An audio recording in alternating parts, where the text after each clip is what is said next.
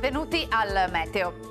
Alta pressione, bel tempo, l'irruzione di aria artica manterrà molto bassi i termometri ancora per qualche giorno, poi da giovedì sarà più mite. Il dettaglio di martedì 11 gennaio.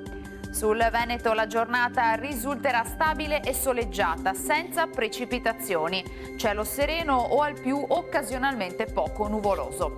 Venti in quota e sulla costa a tratti moderati da nord-est, per il resto saranno deboli con direzione variabile.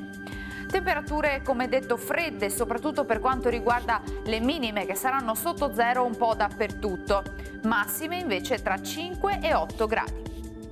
Ci spostiamo ora sul Friuli Venezia Giulia, dove di fatto non cambia lo scenario, anche qui tanto sole dappertutto e non sono attese piogge. Cielo limpido, temperature minime tra -2 e 0 gradi, massime sui 6-7 gradi.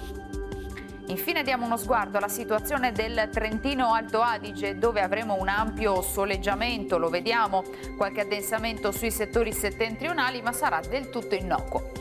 Temperature minime intorno a -3, -2 gradi, massime infine sui 7 gradi all'incirca. Dal meteo di Antena 3 per ora è tutto, grazie per l'attenzione e arrivederci.